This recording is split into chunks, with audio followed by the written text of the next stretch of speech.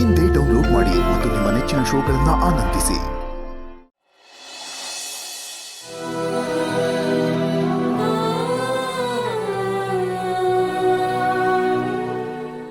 ಅಚ್ಚುಗೆ phone ಮಾಡಿ ಹೇಳ.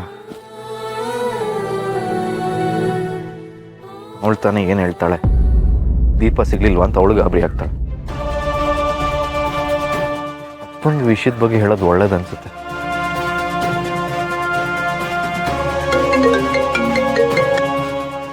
Hello ಅಪ್ಪ, ನಾನೇ ಈಗ ನಿಮಗೆ ಫೋನ್ ಮಾಡೋಣ ಅಂತಿದ್ದೆ, ಅಷ್ಟರಲ್ಲಿ ನೀವೇ ಮಾಡಿದ್ರಿ. ನೀನು ನನ್ನ ಕಣ್ಣು ಮುಂದೆನೇ ಕಷ್ಟಪಡ್ತಿರೋದನ್ನು ನೋಡಿ ನಾನು ಹೇಗಪ್ಪ ಸುಮ್ಮನೆ ಇರಲಿ? ನೀನು ನನಗೆ ಕಾಣಿಸ್ತಿದ್ಯಾ, ಏನು ಮಾಡ್ತಿದ್ಯಾ ಅನ್ನೋದು ಗೊತ್ತಾಗ್ತಾ ಇದೆ. ಅದಕ್ಕೆ ನಿನ್ನ ಸಹಾಯಕ್ಕೆ ಅಂತ ನಾನು ಬಂದಿದ್ದೀನಿ.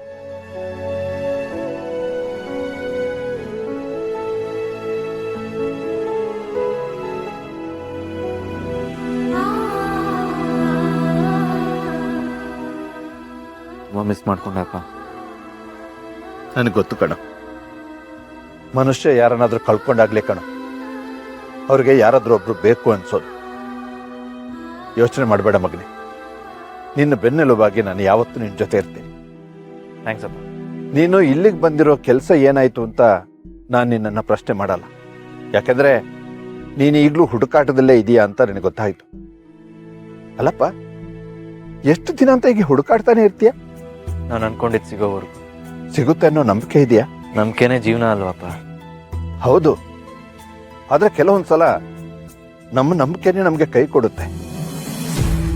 ಅದಕ್ಕೆ ಬೇಕಾದಷ್ಟು ಉದಾಹರಣೆ ನಮ್ಮ ಕಣ್ಮುಂದೆನೇ ಇದೆ. ಎಲ್ಲ ಸಂದರ್ಭದಲ್ಲೂ ನಂಬಿಕೆ ನಮ್ಮ ಕೈ ಕೊಡೋದಿಲ್ಲ. ಕೆಲವೊಂದು ಸರ್ತಿ ಆ ನಂಬಿಕೆನೇ ನಮ್ಮ ಕೈ ಹಿಡಿದು ಮುಂದೆ ನಡೆಸುತ್ತೆ. ಆಯ್ತು ಮಗನೆ, ನಿನಗೆ ನನ್ನಿಂದ ಯಾವಾಗಲಿ ಯಾವುದೇ ಸಹಾಯ ಬೇಕಾದರೂ ನೀನು ಧೈರ್ಯವಾಗಿ ಕೇಳು, ನಾನು ಮಾಡ್ತೀನಿ. ಥ್ಯಾಂಕ್ಸ್ ಅಪ್ಪ. ಆದರೆ ಸದ್ಯಕ್ಕೆ ನಾನು ನಿಮ್ಮಿಂದ ಏನೂ ನಿರೀಕ್ಷೆ ಮಾಡಲ್ಲ. ಓಹ್, ಅಂದ್ರೆ ಈ ಪರೀಕ್ಷೆನ ನೀನೊಬ್ಬನೇ ಎದುರಿಸಿ ಅದರಲ್ಲಿ ಗೆಲ್ಲಬೇಕು ಅನ್ನೋದು ನಿನ್ನ ಆಸೆ ಅಲ್ವಾ? ಗೆಲ್ಲದಷ್ಟೇ ಅಲ್ಲ, ತವ್ರ ಮನೆ ಸೇರಿರೋ ದೀಪ ಅವ್ರನ್ನ ನನ್ನ ಜೊತೆ ಕರ್ಕೊಂಡು ಬರಬೇಕು.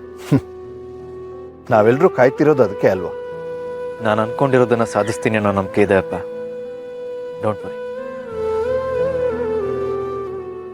ಆದರೆ ಯಾಕೋ ನಿನ್ನೆ ರಾತ್ರಿಯಿಂದ ಇವತ್ತು ಬೆಳಗಾಗೋದ್ರೊಳಗಡೆ ಕಾನ್ಫಿಡೆನ್ಸ್ ಯಾಕೋ ಸ್ವಲ್ಪ ಡೌನ್ ಆಗಿದೆ. ಓಹ್, ಅದಕ್ಕೆ ನನ್ನ ನೆನಪಾಯ್ತು ಅನ್ಸುತ್ತೆ. ಇರ್ಲಿ ಬಿಡ, ಈ ಕಷ್ಟಕರವಾದ ದಾರಿಯಲ್ಲಿ ಆದಷ್ಟು ಬೇಗ ನಿನಗೆ ಗೆಲುವು ಸಿಗ್ಲಿ ಅಂತ ನಾನು ಆಶಿಸ್ತೀನಿ. ಅಲ್ಲಿವರೆಗೂ ನೀನು ಇಲ್ಲಿಗೆ ಬಂದಿದೀಯಾ ಅಂತ ನಾನು ಯಾರಿಗೂ ಹೇಳಲ್ಲ.